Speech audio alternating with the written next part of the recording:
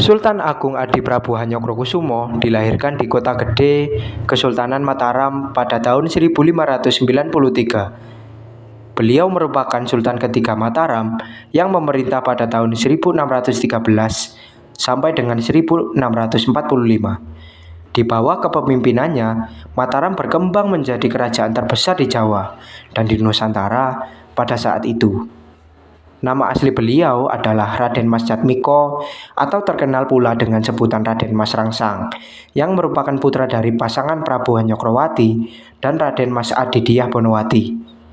Ayahnya merupakan raja kedua Mataram, sedangkan ibunya adalah Putri Pangeran Benowo, Raja Pajang.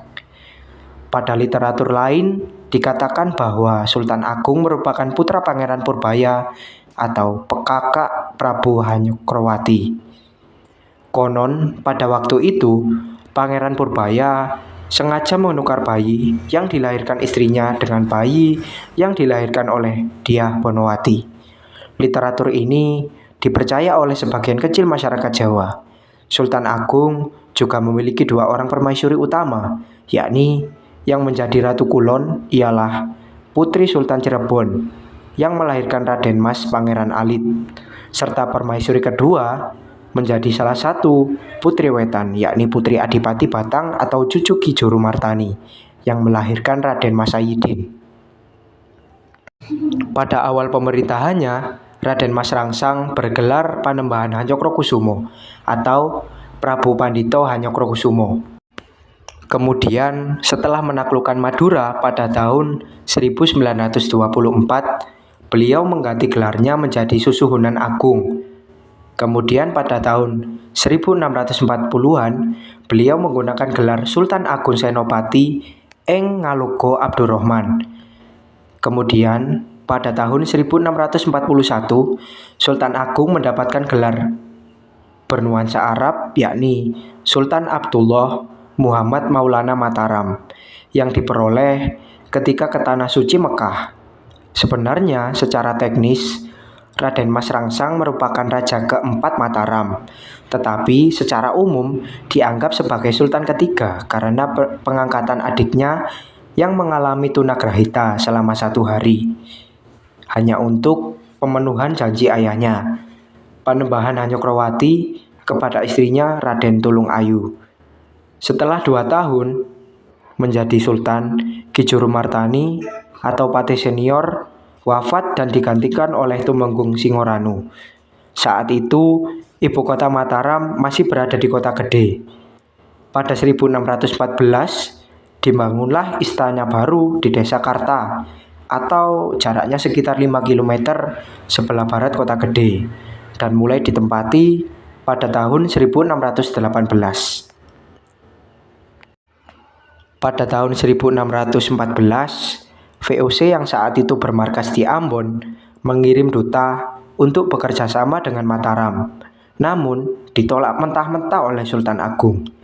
Di tahun 1618, Mataram mengalami gagal panen, imbas perang berlarut-larut melawan Surabaya. Akan tetapi, Sultan Agung tetap kukuh menolak kerjasama dengan VOC. Kemudian, pada tahun 1619, VOC merebut Jayakarta di bagian barat Pulau Jawa yang belum ditaklukkan Mataram dan mengganti namanya menjadi Batavia. Setelah itu, markas VOC pun turut dipindahkan ke Batavia. Sadar akan hal itu, Sultan Agung mulai berpikir untuk memanfaatkan VOC dalam persiapan menghadapi Surabaya dan Banten. Maka, pada tahun 1621, Mataram menjalin hubungan dengan VOC dan kedua pihak saling mengirim duta besarnya. Namun, VOC menolak membantu saat Mataram akan menyerang Surabaya. Akibatnya, hubungan diplomasi kedua pihak pun terputus.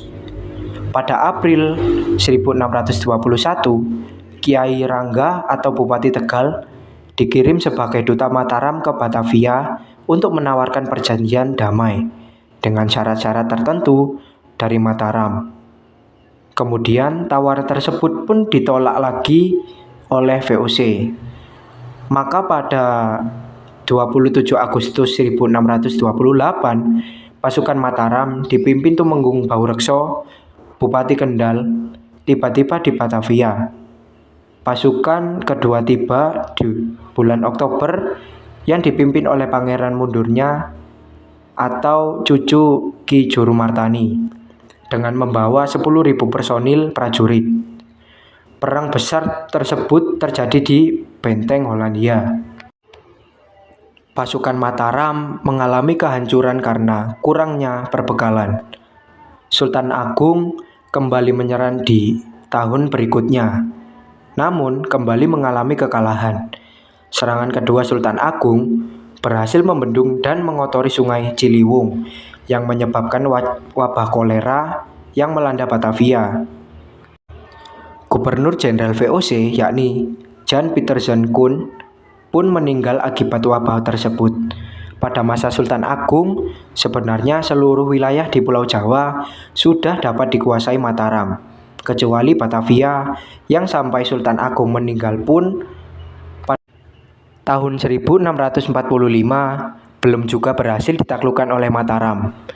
Wilayah luar Jawa yang berhasil ditaklukkan yakni Palembang pada 1636 dan Sukadana, Kalimantan pada tahun 1622.